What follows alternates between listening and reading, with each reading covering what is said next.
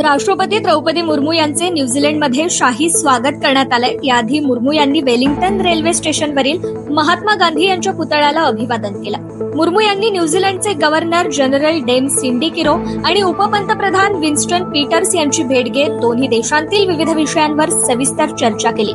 मुर्मू यांनी न्यूझीलंडमध्ये आंतरराष्ट्रीय शिक्षण संमेलनाला संबोधित केलंय। शेजारील देशात हिंसक विरोध झाल्यानंतर शेख हसीना यांनी पंतप्रधान पदाचा राजीनामा दिला आणि देश सोडला। या घटनेनंतर 3 दिवसांनी युनूस यांनी काळजीवाहू सरकारचे प्रमुख म्हणून शपथ घेतली आहे। बांगलादेशच्या अंतरिम सरकारकडे देशात नव्याने निवडणुका घेण्याची जबाबदारी सोपवण्यात आली आहे। त्यामुळे पंतप्रधान नरेंद्र मोदी यांनी देखील शपथ घेतल्यानंतर मोहम्मद युनूस यांचे एक्सवर अभिनंदन करत पोस्ट शेअर केली आहे। भारताचे परराष्ट्र मंत्री एस जयशंकर यांनी ब्रिटनच्या परराष्ट्र मंत्र्यांसोबत चर्चा केली आहे। माजी पंतप्रधान शेख हसीना यांना लंडनमध्ये जायचंय, पण त्यांना अजून ब्रिटनकडून परवानगी मिळाली नाहीये। जर त्यांना परवानगी मिळाली नाही तर ते इतर कोणत्या देशात जाणार याबाबत ही गुप्तता बाळगली जाते। त्या सध्या भारतात आश्रयात आहेत।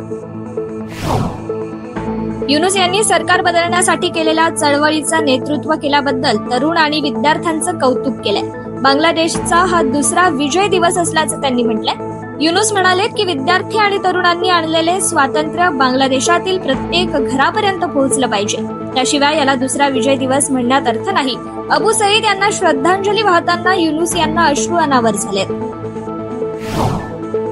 बांगलादेशमध्ये विद्यार्थी आंदोलनाने राजकीय सत्तांतर घडवून आणल्यापासून माजी पंतप्रधान शेख हसीना या भारताच्या आश्रयाला आहेत। इथून त्या युरोप किंवा अमेरिकेत आश्रय मिळवण्याचा प्रयत्न करतात। शेख हसीना यांच्या अवाली लीग या राजकीय पक्षाच्या कट्टर विरोधक खलेदा जिया यांचा राजकीय पक्ष बांगलादेश नॅशनलिस्ट पार्टीने शेख हसीना यांना भारताने आश्रय दिल्यावरून नाराजी व्यक्त केली आहे। तसेच भारताला इशारा देखील दिलाय।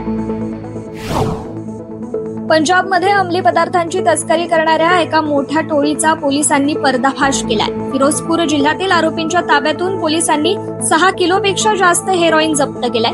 या प्रकरणी एका महिलेसह दोघांना अटक करण्यात आली आहे। पंजाब पोलिसांचे डीजीपी गौरव यादव यांनी सांगितलंय की तस्करांकडून 6 लाख रुपये रोख देखील जप्त करण्यात आले।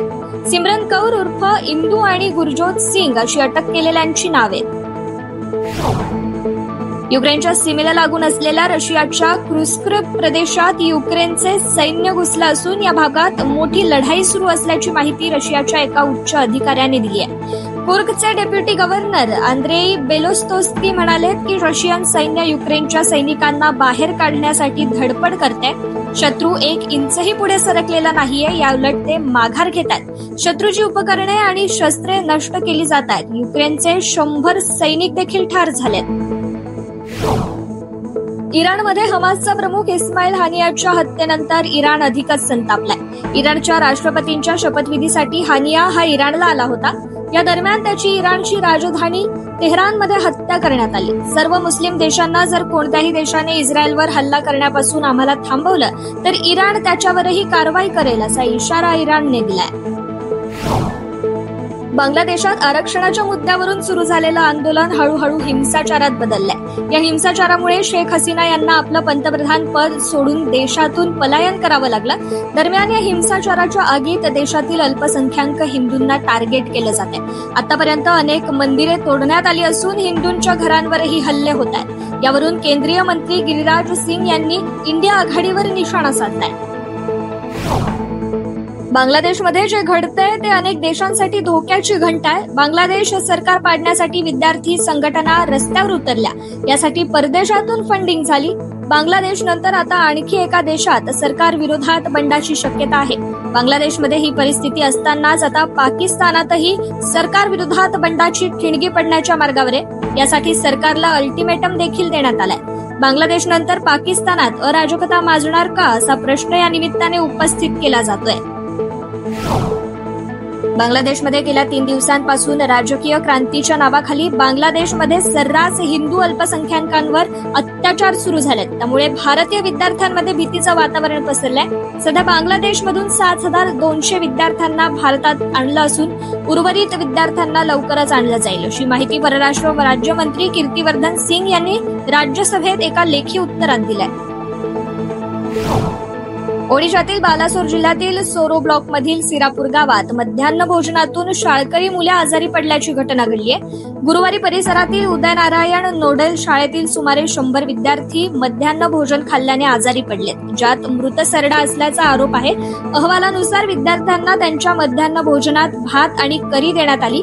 जेवण सुरू झाल्यानंतर काही वेळातच एका मुलाला त्यात सरडा दिसल्याने विद्यार्थ्यांमध्ये घबराट पसरली। मनीष सिसोदिया 17 महिन्यांनंतर तुरुंगातून बाहेर येणार आहेत। मनीष सिसोदिया हे 17 महिन्यांपासून तुरुंगात आहेत। त्यांच्या विरोधातील सुनावणी असून सुरू झाली नाहीये असं म्हणत ईडी आणि सीबीआयने त्यांना जामीन देण्याच्या निर्णयाला विरोध दर्शवलाय। दिल्ली उत्पादन शुल्क घोटाळ्यात सिसोदियांचे संबंध असल्याचे महत्त्वाचे दस्तावेज आपल्याकडे असल्याचा दावा ईडीने कोर्टात केलाय। पृथ्वीच्या अंतर्गत भागांमध्ये होणाऱ्या हालचालींमुळे काही खंडांच्या मध्यभागी असणाऱ्या क्षेत्राला नैसर्गिकरित्या उंची प्राप्त झालीय। अर्थात हे भाग नैसर्गिक कृतींमुळे उठताना दिसतायत। हिमालय पर्वताहून पश्चिम घाटाचं वय अधिक असल्याचं सांगितलं जातंय। ज्यावेळी एखादा उपखंड भंग पावतो तेव्हा त्याच्या किनाऱ्यालगत लहान मोठी पर्वत निर्माण होण्यास सुरुवात होते। हे सर्व एका लाटेमुळे होत असून ही लाट धीम्या गतीने पृथ्वीच्या आत जातीये आणि पठारं निर्माण होत आहेत। पॅरिस ऑलिम्पिकमध्ये भालाफेक क्रीडा प्रकारात भारताच्या गोल्डन बॉय नीरज चोप्राने रौप्य पदक तर पाकिस्तानच्या अर्शद नदीमने सुवर्ण पदक पटकावलंय। याबाबत आम्ही खूप आनंदी आहोत। आमच्यासाठी रौप्य पदक हे सुवर्ण पदकासमानच आहे। जो गोल्ड जीता है वो भी मेरा लाडकला है, त्यानेही खूप मेहनत घेतली आहे अशा भावना नीरज चोप्राच्या कामगिरीवर त्याची आई सरोज देवी यांनी आनंद व्यक्त केलाय।